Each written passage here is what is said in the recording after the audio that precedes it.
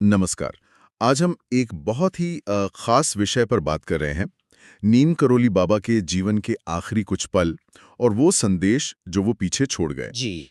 हमारे पास कुछ अंश हैं नीम करोली बाबा अंतिम दिन और अमर संदेश शीर्षक से, और हमारी कोशिश रहेगी कि इन अंशों के जरिए बाबा के अंतिम दिनों को, उनके वचनों को और उनकी जो विरासत है उसे थोड़ा और गहराई से समझें। बिल्कुल। एक बात जो बार बार सामने आती है इन स्रोतों में, वो है उनका भाव। कभी किसी से कुछ नहीं मांगा, प्रेम दिया, सेवा सिखाई और हर पल राम राम जपा। हाँ, और ये अंश सिर्फ उनके जाने की कहानी नहीं है, बल्कि ये उस संदेश पर जोर देते हैं जो आप देखिए आज भी कितना प्रासंगिक है, कितना जीवंत है। सही। तो ये समझने की कोशिश है कि उनका प्रभाव इतना गहरा और स्थायी क्यों रहा। चलिए शुरुआत करते हैं बाबा के जीवन और संदेश की सादगी से। स्रोत बताते हैं कि न कोई भारी ग्रंथ पढ़े, न कोई लंबे चौड़े प्रवचन दिए। नहीं, बिल्कुल नहीं। बस 3 बातें: प्रेम करो, सेवा करो, राम का नाम लो। इन अंशों में ऐसा क्या है जो बताता है कि ये सादगी इतनी शक्तिशाली कैसे थी? देखिए, ये एक बहुत महत्वपूर्ण बात है जो स्रोत उठाते हैं।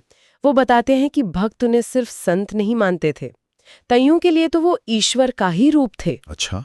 और ये असर सिर्फ बातें सुनने या दर्शन करने तक नहीं था, लोगों की जिंदगी में मतलब बुनियादी बदलाव आ रहे थे। और एक और दिलचस्प बात जो स्रोत बताते हैं कि ये सिर्फ भारत तक सीमित नहीं था, पश्चिम में भी, अमेरिका तक। हाँ, मैंने भी पढ़ा स्टीव जॉब्स, मार्क जुकरबर्ग जैसे नाम भी आते हैं। बिल्कुल। तो ये दिखाता है कि संदेश कितना सरल और कितना सार्वभौमिक था, कि वो हर किसी को कहीं भी छू सकता था। ये वाकई कमाल की बात है कि कैसे इतनी सीधी सादी बात दुनिया भर में फैल गई। लेकिन फिर वो समय आता है 1973 का। स्रोत बताते हैं कि बाबा ने खुद ही जैसे संकेत देने शुरू कर दिए थे कि उनका समय पूरा हो रहा है। हाँ, उन अंशों में इसका जिक्र है। उनका कैंची धाम आश्रम छोड़कर वृंदावन जाना, ये अपने आप में एक बड़ा संकेत था। और फिर वो शारीरिक कष्ट वाली बात, जब भक्तों ने अस्पताल ले जाने की कोशिश की। जी, और उनका इनकार करना। स्रोत बताते हैं वो कहते थे, मैं ठीक हूँ, सब राम जी का खेल है। और ये भी कि जब राम का बुलावा आता है तो कोई रोक नहीं सकता। ये सिर्फ शब्द नहीं थे, ये दिखाता है कि उनका वैराग्य कितना गहरा था। ईश्वर की इच्छा के आगे वो कैसे समर्पित थे। उन्होंने कोई डॉक्टरी मदद नहीं ली। इन स्रोतों में उनके आखिरी पलों और आखिरी शब्दों का भी जिक्र है। जाते जाते उन्होंने क्या कहा अपने भक्तों से, वो मुख्य बातें क्या थीं?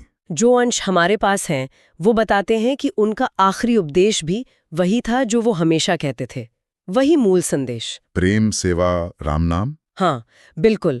उन्होंने जोर दिया प्रेम देना, राम का नाम नहीं छोड़ना, सेवा करते रहना। और जो बात दिल को छू जाती है वो है उनके आखिरी सांसों का जिक्र। क्या? स्रोत बताते हैं कि वो लगातार जप कर रहे थे, हनुमान जी, हनुमान जी, हनुमान जी। मतलब पूरा जीवन और आखिरी पल भी बस ईश्वर के नाम में ही बीते। तो उन्होंने शरीर तो छोड़ दिया, लेकिन जैसा स्रोत कहते हैं उनका संदेश, उनकी उपस्थिति वो जैसे और भी ज्यादा महसूस होने लगी। हाँ। भक्तों के लिए ये समझना मुश्किल रहा होगा, क्योंकि वो तो कहते थे मैं जा नहीं सकता। हाँ, बिल्कुल मुश्किल रहा होगा।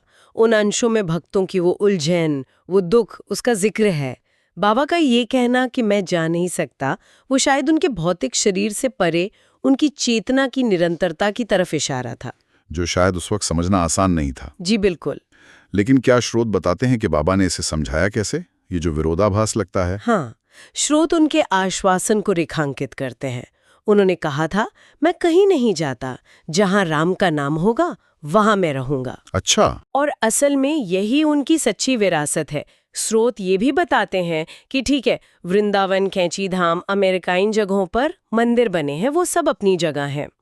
पर बाबा का असली निवास, असली मंदिर, वो उन भक्तों के दिलों में है जो उनके सिखाए रास्ते पर चलते हैं, प्रेम और सेवा के रास्ते पर। तो क्या स्रोत कोई उदाहरण देते हैं कि आज भी उनकी उपस्थिति कैसे महसूस होती है? क्या कोई अनुभव है? हाँ है। स्रोत भक्तों के अनुभवों का जिक्र करते हैं।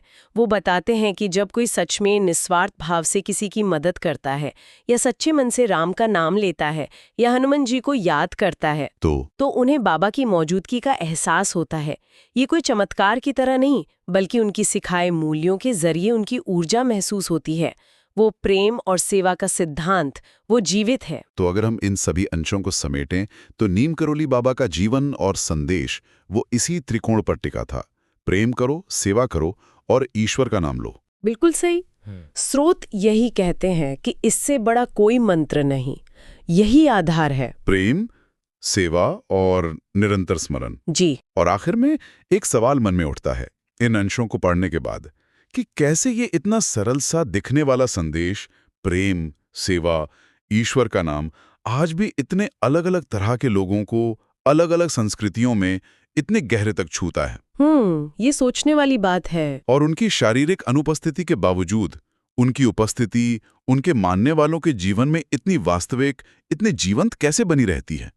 ये सवाल उनके प्रभाव की असाधारण प्रकृति पर सोचने को मजबूर करता है।